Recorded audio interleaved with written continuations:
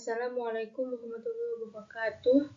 Yang terhormat Bapak Haji Weng Rianto, SPD, selaku dosen pengampu pendidikan agama Islam di Universitas Al-Ghifari, saya Nengty Nur Anissa akan mempresentasikan konsep fikih. Pengertian. Yang pertama, fikih, yang kedua syariah, yang ketiga hukum Islam. Fikih. Fikih dalam bahasa berarti pemahaman yang mendalam. Secara istilah, fikih memiliki arti bahwa segala bentuk hukum yang dihasilkan dari ijtihad dan pendapat para ulama sesuai dengan dalil-dalil yang terdapat di dalam Al-Quran dan hadis. Menurut ulama, fikih adalah ilmu untuk mengetahui hukum-hukum syara yang diambil dari dalil-dalil secara tafsiriyah atau terperinci. Dalam fikih ini, terdapat syarat yang harus dimiliki dalam melaksanakan ajaran syariat Islam, seperti berakal, baligh, sadar, dan Islam. Hukum yang diatur dalam fikih ini mencakup hukum yang bersifat wajib, sunnah, mubah, makruh, dan haram. Syariah. Syariah merupakan ketentuan dari Allah SWT dan Rasul-Nya yang sudah ditetapkan dari dalam Al-Quran dan hadis. Syariah ini berkaitan dengan perbuatan yang bersifat perintah atau larangan dan berupa penetapan hukum dalam bentuk sah atau tidaknya sah perbuatan. Sumber dari syariah ini mencakup Al-Quran yang berisi tentang firman Allah yang tidak dapat diubah, dan juga ada As-Sunnah yang di dalamnya berisi tentang kehidupan serta contoh dari Nabi Muhammad SAW. Bisa kita ambil contoh yaitu menikah harus dilaksanakan sesuai dengan tuntunan agama Islam yang ditetapkan dalam Al-Quran dan hadis. Hukum Islam. Hukum Islam membahas tentang peraturan kepada manusia sebagai umat Islam mengenai tingkah laku yang bertujuan sebagai bukti atas kepatuhan kita terhadap Allah SWT yang dapat menyelamatkan diri kita akan memberikan kedamaian dalam hidup. Dengan adanya hukum Islam ini dapat membantu umat Islam dalam menjalankan perintah dari Allah SWT. Beberapa para ahli menjelaskan tentang hukum Islam itu terbagi menjadi dua, yaitu A. Hukum taklifi. Hukum ini membahas tentang tuntunan manusia dalam melaksanakan atau meninggalkan suatu perbuatan sesuai dengan firman Allah SWT, mencakup hal yang bersifat wajib, haram, sunnah, mubah, serta makruh. Yang B. Hukum wadon adalah ketentuan hukum yang mengatur tentang sebab, syarat, dan mani menghalang untuk melakukan hukum taklif. Pembagian fikih ada 6. Yang pertama, fikih ibadah yang berisi aturan-aturan yang berhubungan dengan ibadah atau penyembahan diri kepada Allah.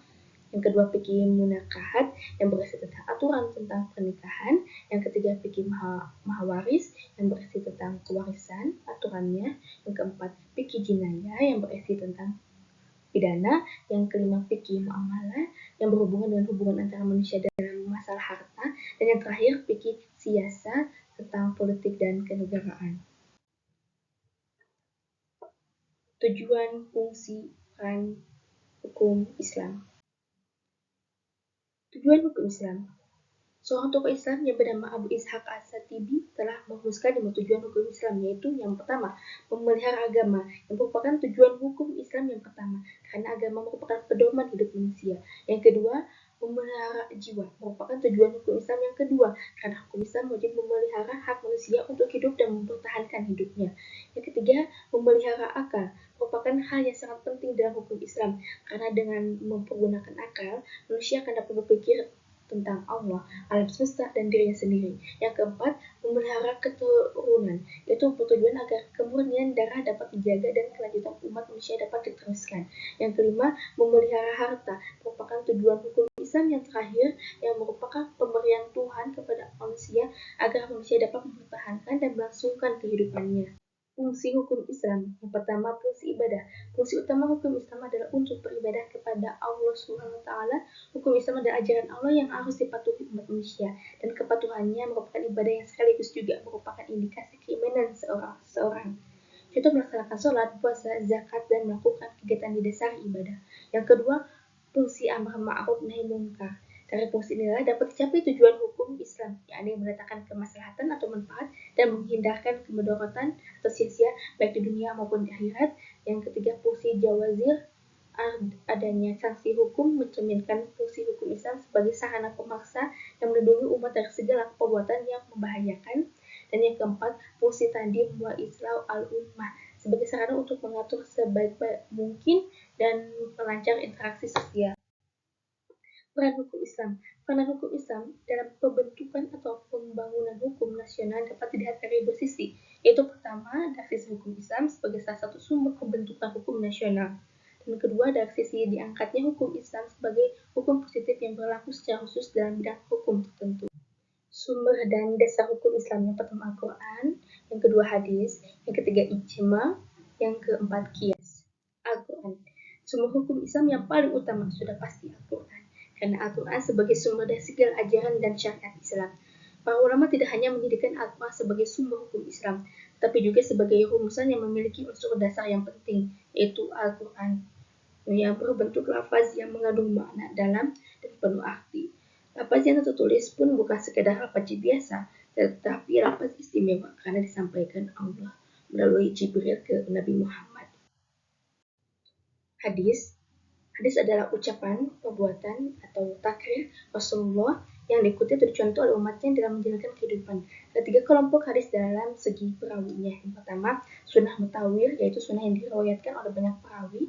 Yang kedua, sunnah masyhur, atau yang disebut dengan sunnah yang diriwayatkan dua orang atau lebih yang tidak mencapai tingkatan mutawir. Yang ketiga, sunnah ahad atau sunnah diriwayatkan satu perawi saja. Ijma adalah mencurahkan segenap tenaga dan pikiran secara bersungguh-sungguh untuk menetapkan hukum. Semua hukum ijtima dibagi menjadi dua, yaitu ijtima sharih dan ijtima sukuti. Yang pertama, ijtima sharih atau ijtima yang menyampaikan pesan atau aturan secara tegas dan jelas. Yang kedua, ijtima sukuti, dia masih tidak jelas, kebalikan dari sharih. Nah, jika ditinjau dari kepastian hukum, ijma pun dapat digolongkan menjadi ijma qati, yaitu memiliki kejelasan hukum. Yang kedua, ijma zani atau menghasilkan ketentuan hukum pasti. Qiyas digunakan dan diterapkan ketika suatu masalah tidak ada hukum di Al-Quran, hadis maupun ijma. Barulah menggunakan qiyas dengan cara mengambil perumpamaan antara dua peristiwa atau lebih. Qiyas ini digunakan untuk menarik garis hukum baru dari garis hukum yang lama. Sebagai contoh, qiyas terkait menentukan halal haram narkotika. Narkotika tidak disebut dalam Al-Quran dan Al-Hadis, selain itu belum ada di zaman Nabi Muhammad. Maka para ulama dan ahli ijtihad kemudian menganalogikan narkotika ini sebagai khamr, minuman yang memabukkan. Kaidah fikih dan kaidah usuliyah. Kaidah fikih merupakan dasar-dasar yang berkaitan dengan hukum syara yang mencakup bentuk teks perundang-undangan yang ringkas atau padat, yang mengandung penetapan hukum-hukum yang umum pada suatu peristiwa yang dapat dimaksudkan atau dimasukkan pada permasalahannya. Kaidah fikih merupakan kaidah yang disimpulkan dari berbagai macam aturan fikih dalam berbagai bidang. Kaidah usuliyah merupakan kaidah-kaidah yang dapat digunakan untuk memahami hukum-hukum mengenai perbuatan manusia yang ada dalam nas Al-Quran dan hadis yang telah dihasilkan oleh ulama usul fikih berdasarkan penelitian mereka terhadap ketentuan atas undang-undang bahasa Arab. Menurut Ali Ahmad Al-Nadawi, kaidah-kaidah usuliyah merupakan kaidah-kaidah universal yang dapat diaplikasikan kepada seluruh bagian dan objeknya, di mana kaidah berfungsi sebagai zariyah dalam hukum-hukum syara yang bersifat praktis. Kaidah usuliyah merupakan metode yang ditempuh ahli fikih agar benar dalam mengeluarkan hukum dari dalilnya. 5 kaidah fikih utama. Yang pertama, perkara tergantung tujuan niat. Yang kedua, keyakinan tidak bisa dihilangkan dengan keraguan. Yang ketiga, kesempitan mendatangkan kemudahan. Yang keempat, kemudaratan hendaknya dihilangkan. Dan yang terakhir, adat kebiasaan bisa menjadi landasan hukum. Metode penetapan hukum Islam dan masail fikih. Metode penetapan hukum Islam. Dalam penetapan hukum Islam, secara umum dapat dikelompokkan menjadi dua, yaitu metode verbal dan metode substansi. Metode verbal yaitu metode penetapan hukum yang bertumpu kepada analisis kebahasaan, semisal pelafaz am, khos, mutlak, muqayyad, amar, dan nahi. Sedangkan metode substansial yaitu metode penetapan hukum yang bertumpu kepada pengertian implisit nas dengan menggali substansi hukum Islam. Masail fikih merupakan masalah yang terkait dengan fikih, persoalan-persoalan yang muncul pada konteks kekinian sebagai refleksi kompleksitas problematika pada suatu tempat, kondisi, dan waktu. Dan persoalan tersebut belum pernah terjadi pada masa yang lalu karena adanya perbedaan situasi yang melingkupinya, seperti perkawinan pria muslim dengan wanita muslim, monogami dan poligami, abortus atau pengguguran kandungan, homoseksual dan lesbian, nakasi inseminasi, dan bayi tabung. Sekian dari saya, kurang lebihnya mohon dimaafkan. Wassalamualaikum warahmatullahi wabarakatuh.